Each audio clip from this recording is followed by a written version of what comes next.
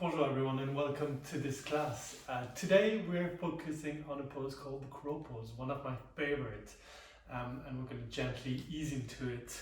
So let's start by settling into a child's pose, making sure your knees are as wide as the mat, bringing the right knee to the right side of the mat, left knee to the left side, and then toes, big toes touching each other, sinking into that child's pose. And we're going to stay here for a few breaths, maybe a minute or so, reaching both hands to the front, sinking those hips closer to the heels, and then really feeling that deep stretch around the hip area, but also maybe reaching forwards, even being active and staying on your fingertips, so you really open those shoulders and start to engage the muscles in the upper body, and then resting that head on the mat. Focusing on your breath for a few seconds, for a few minutes.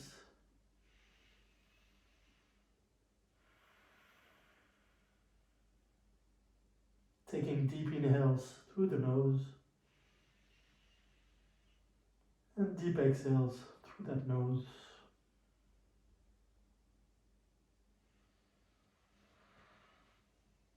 Inhaling, bringing both hands towards the right side, feeling a stretch on the left side of the body.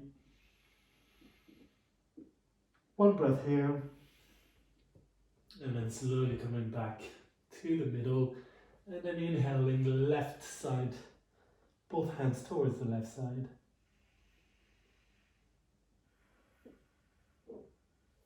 And then slowly make your way back. You stay one more breath in that child's pose.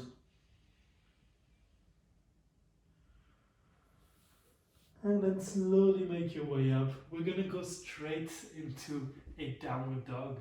So bringing knees closer to each other, hands top of the mat. Tuck your toes in and send the hips high into that downward facing dog. Making sure feet hip distance apart. Releasing the heels closer to the mat so you can really feel the stretch back of the legs. And then bending the knees if you need to. Sending the hips as high as you can, flattening your back, pushing the ground away with the hands, letting neck and head go, shoulders relaxed, and if you like, straightening the leg, maybe straighten the left to start with, bending the right, walking out your dog, vice versa, straightening the right, bending the left. One more on each side.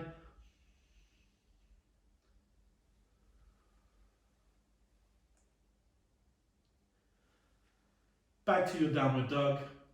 From here, we're going to reach with the right hand, grabbing the left ankle, straightening the legs, looking under that left shoulder. And then bringing that right hand up, other side. Left hand to right ankle, looking under that right shoulder.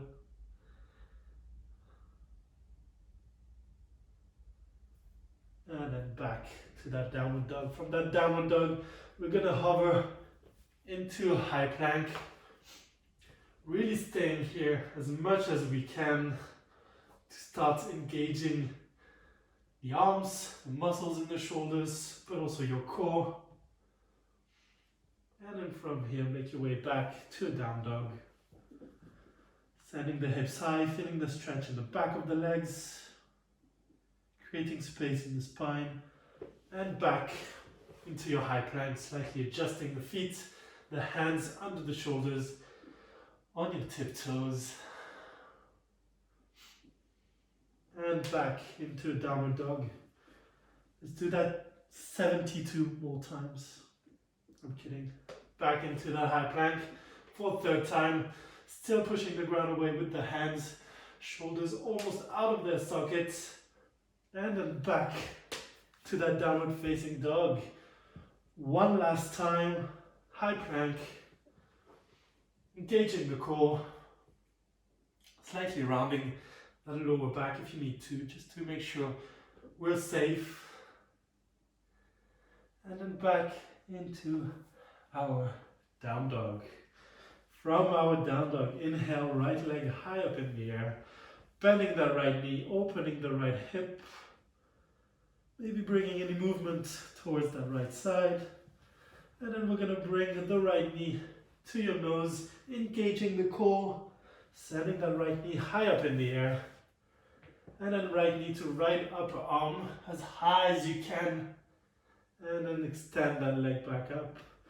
Right knee to left upper arm, twist the core. And then bringing that right leg up and down back into downward dog. Again, letting the back of the leg go. And another side. Inhale, left leg up, bending that left knee, opening that left side of the body. And then left knee to your nose, bringing that left leg back up, left knee to left upper arm as high as you can. And then bringing that left leg back up.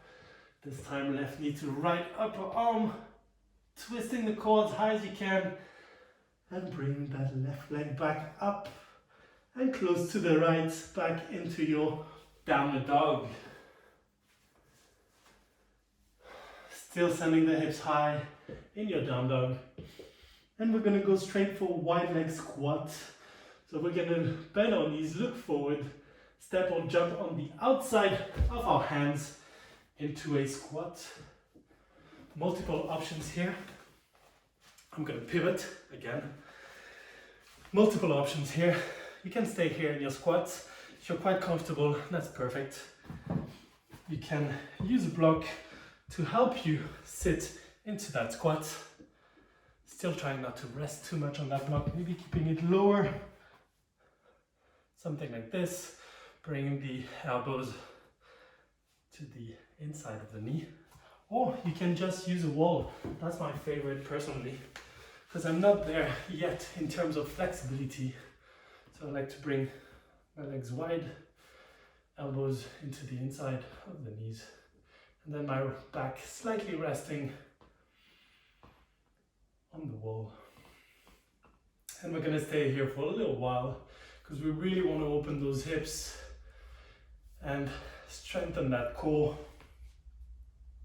before going and jumping into our crow. So again, if you're using the wall or if you're using a block, maybe challenge yourselves for 30 seconds without that wall, without that block, trying to keep that upper body as straight as possible. But as you can see, it's extremely hard for some people. So there's no shame in using a wall, making sure both heel touching the mat.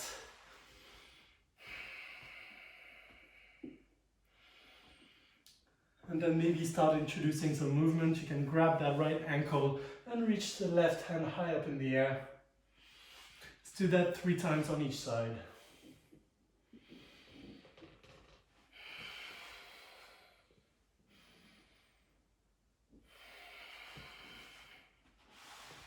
And I know your legs are working hard right now.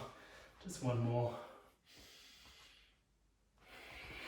And then we're going to slowly hinge forwards, bringing heel toeing both feet together, straightening the legs into a halfway lift. Hands maybe on your shins, upper body forwards, and then exhaling into a forward fold. And then rising up, hands high up in the air, down to your heart. Let's do just a few sun salutations to warm up the body a little bit more. Inhaling, sweeping the arms up. Exhaling, folding forwards. Inhale, flat back. Exhale, hands to the mat. We step back again into a high plank. We're going to work on the strength of our arms into that high plank, going for what some people would call push-ups. Option, knees on the mat. Otherwise, in that high plank, we're coming down for low plank, elbows to the back, and when they're 90 degrees, coming back up, high plank, 2 more times, coming down and coming back up.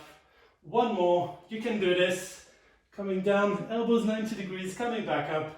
Now Chaturanga Dandasana, coming down and inhale into an up dog, exhale, downward dog. Sending the hips high, pushing the ground away with the hands.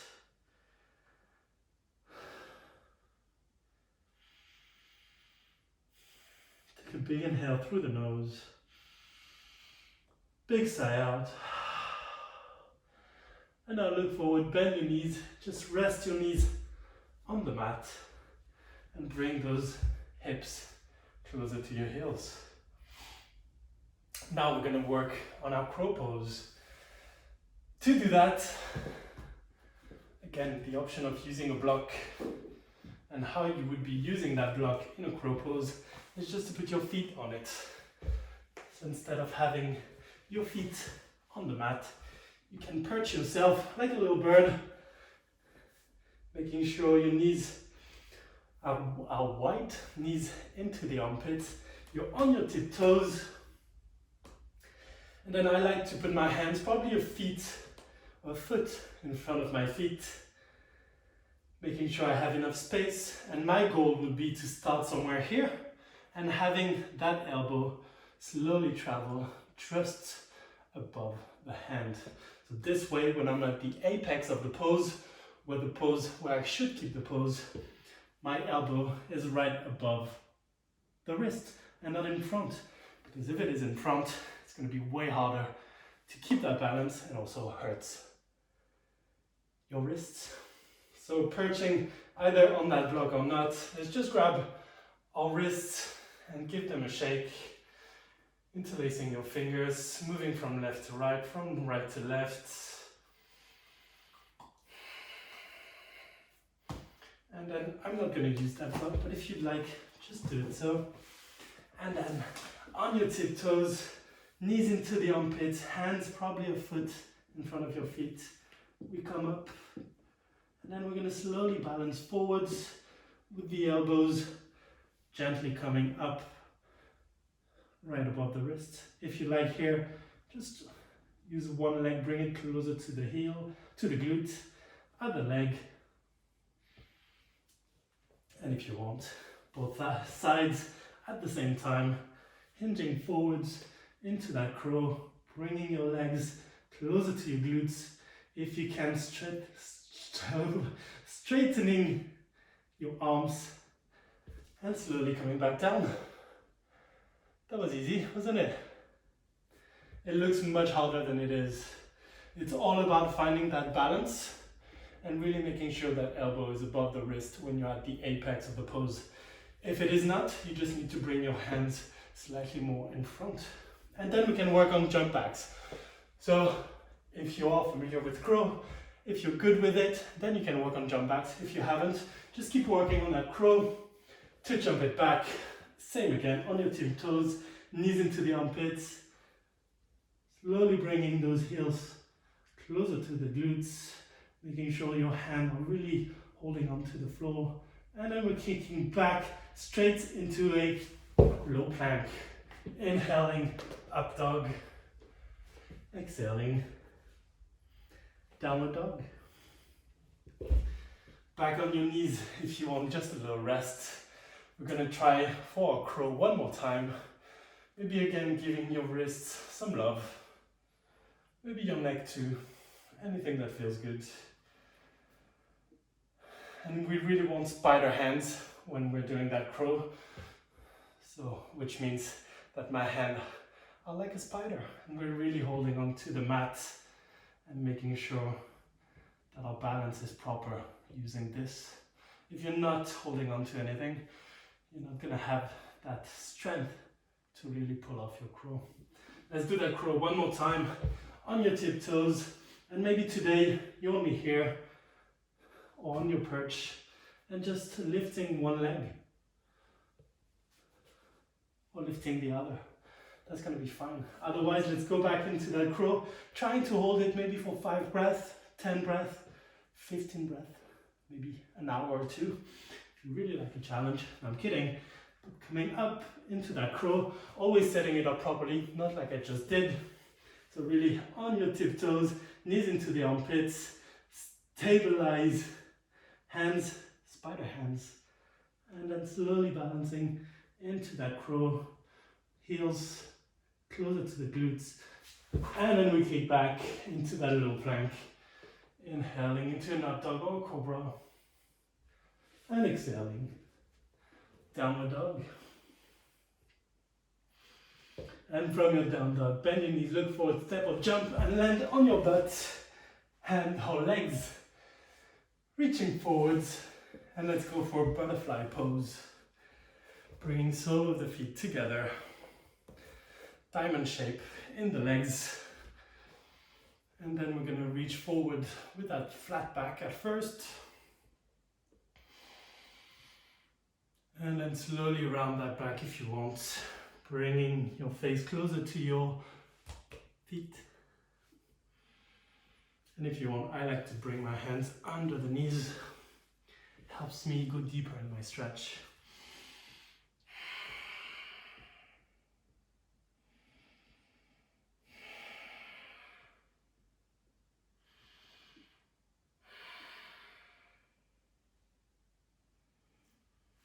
And then slowly come up. Extend the left leg in front of you and bend that right knee. Right foot into the left thigh. Inhale, both hands high up in the air. Exhale, we grab anything we can grab on that left foot.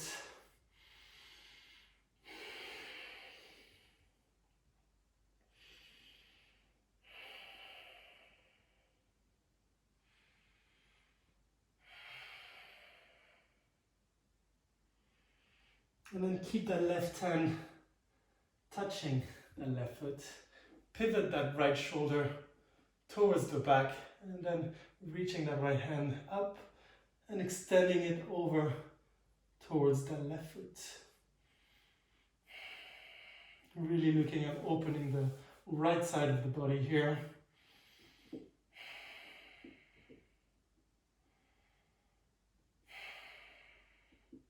And then slowly come up, release everything. Let that right leg in front of you, bending the left this time into the right thigh. Inhale, both hands high up in the air. Exhale, knee to nose, grabbing your foot, shin, knee, and then bringing that head closer to the knee. On inhale, we elongate the spine. On exhale, we fold forwards.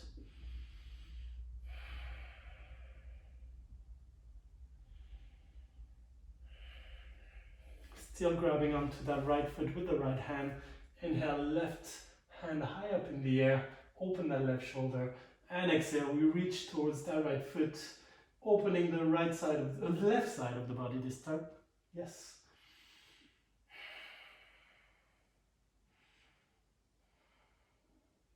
And then slowly let it go. Bring both legs in front of you. Give them a shake. And then we're just going to rest. Focus on our breath for a few minutes. Interlacing your legs, cross-legged, sitting on those sit bones. Close your eyes. Take a big inhale through the nose. Big sigh out. 2 more times.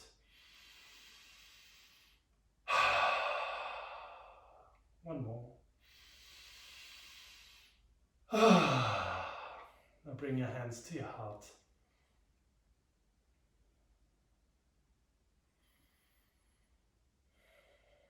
Let everything go, whether you succeeded or not in your crow pose.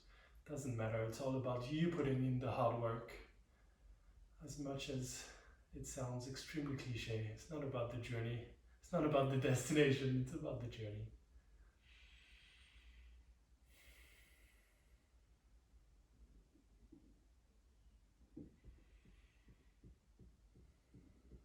Once again, I'm very, very grateful for you being here with me. I hope you enjoyed it. Namaste. Thank you so much, lovely people. Hopefully see you soon. Bye-bye.